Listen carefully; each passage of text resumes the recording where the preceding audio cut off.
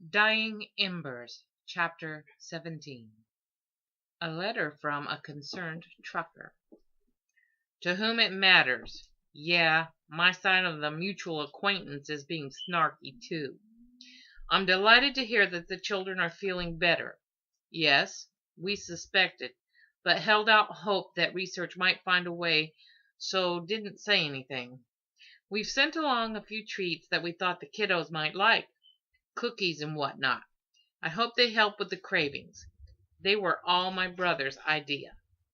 Here the handwriting changed. Don't listen to him. He helped as much as me in designing the goodies. But if they do like them, I take full credit. Tell the little ankle biters that I miss them. Do they remember me? A lot of species babies can't recall anything from before they can talk. But yours seemed especially sharp, so maybe. The two brothers wrote on. There were vague details about the new batch of compound, with a promise that Dr. Green's letter was far more detailed and scientific. Good wishes and prayers were sent from Ma Franklin and Zek's sisters. But don't worry, we only told them that a friend had some ill children. Sal reassured him. Drake smiled. There was something incredibly painful in the letter. He got the feeling that they didn't accept the inevitable. Perhaps Zek just still had faith in the vaunted advanced alien tech. There were personal messages for each of the embers. The young man broke into a laugh as he read the amusing salutations. The affections of both truckers gleamed through the humorous words. The human glanced over at his children. They were still utterly engrossed in the cookies, passing them around and sharing the different tastes. Drake sat down on the bed again, the letter dangling from his fingers, eyes unfocused. One hard lesson he'd learned was that Larians didn't sleep. They would occasionally rest and be still to let temperature-sensitive internal formations cool, but unlike humans, they did not require spending a large fraction of their day comatose. Normally, embers required literally 24/7 care. Amatahai tried to spell her brother, but the infants had bonded to him, not her. It seemed impossible for them to leave him alone for more than 20 minutes at a time. For the past few days he'd been running on tea. His sister was feeding him a constant diet of liquid nutrients and enzymes to support his stressed system. The only reason he was getting any sleep at all was the virus. The embers' weakened processors would simply shut down for a few hours as the repairing systems drained energy from their young cores. When this happened to one, usually Comet, the others would soon gather around him, chirping softly, and enter the dormant phase as well. What the humans had taken for normal sleep cycles, Belle had explained, was the last remaining obvious symptom of the disease. Their tired little bodies were shutting down all non-essential pathways while repairs were made. With each injection of mineral-infused lithium sulfide Drake gave them, their cores grew stronger, more capable of supporting the repairs and growth needed. With every ounce of mass they added, their cores grew closer to the power level that would overwhelm and breach their damaged nucleus membrane. Drake closed his eyes and looked at them the way Zek had taught him to. They were even more beautiful in that light way, if it was possible. Burning like stars, the delicate lace of their neural nets moved the core light like the arms of a galaxy dancing around the constantly shifting and reforming skeletons they had generated when they imprinted on him. Comet Flare especially gleamed, Longtail looking even more like his namesake. With a sigh, Drake reluctantly opened his eyes and let the vision fade. His heart was pounding again. The young man rubbed his chest and glanced nervously at his sister. She was reluctant to let him use as much caffeine as he already did, but every moment the embers lay still was a cruel reminder of how few they had left. More often than not now, he would lay awake during those few hours and simply listen to the hum of their life force, while he struggled to breathe around the lump in his throat. The noise was too faint for his ears to pick up, but he was beginning to understand that this sixth sense he had discovered in Alaska functioned as an extension of all five of his other senses. Hearing could be augmented as well as sight. Suddenly, Skyfire fumbled and the cookie dropped and rolled across the floor. Stormbreaker dove after it, but wasn't fast enough.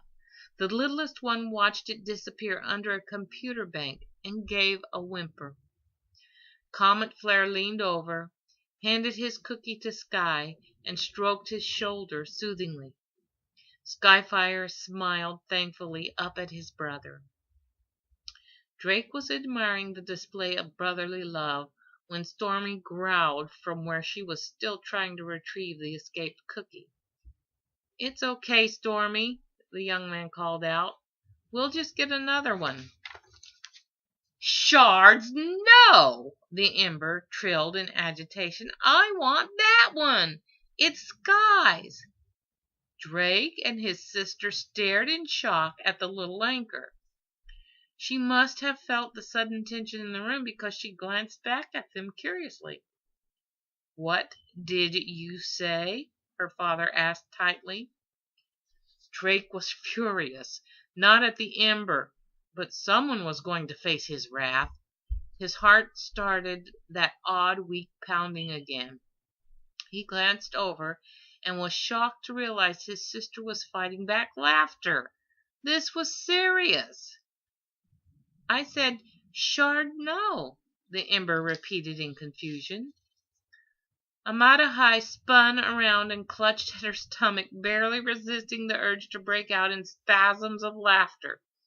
The look on Drake's face had been priceless. He shot her a resentful look and turned to his child.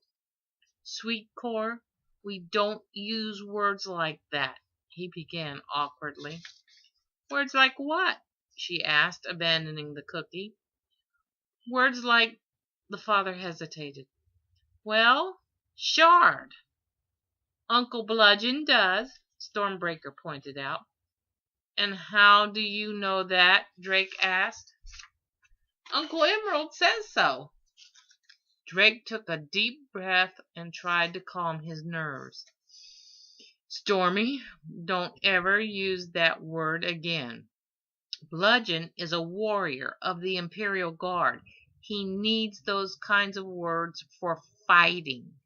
Embers don't need them." "Okay." The little anchor had lost interest in the discussion.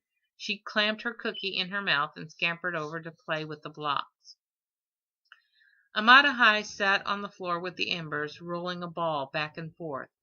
It was made of old-fashioned Indian tree rubber and had been one of the presents in the care package.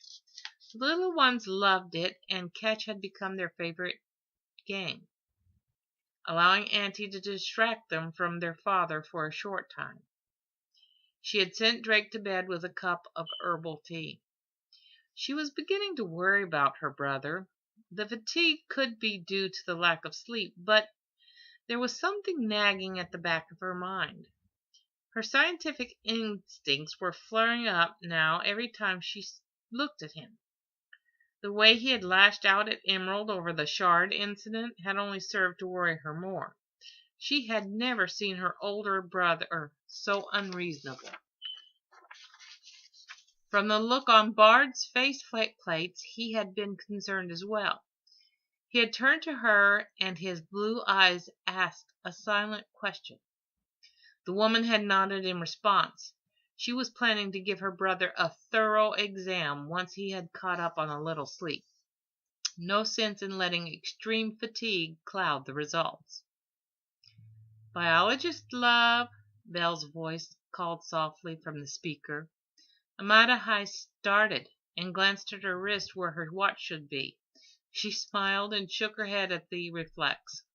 It must be time for their daily update. The woman carefully stood and left the embers to their game. The doctors and biologists were well into their discussion of the latest batch of compound when she felt a tug on her leg. Amma smiled down at Sky's worried face. A quick glance confirmed that Comet was gliding the currents, and Stormy was chasing the ball around the far corner of the chamber. "What's the matter, Sky?" "Daddy," the little one whispered. "Daddy is sleeping. You need to leave him be," Amata stated firmly, surprised that the ember had asked her for permission. "Sorry." The smallest sibling seemed to shrink even more. "But wanted to talk, but Daddy no wake up. I try." Amata felt an odd little twist in her heart. She shoved it down and strode over to where Drake lay. The biologist rested her fingers on his carotid artery. His pulse was fast and thready. She placed her hand on his shoulder, and her fingers brushed against something hard, like metal, under the skin. Frowning, she gave the young man a gentle shake. "Drake!" she called out firmly. To no response. "Drake!"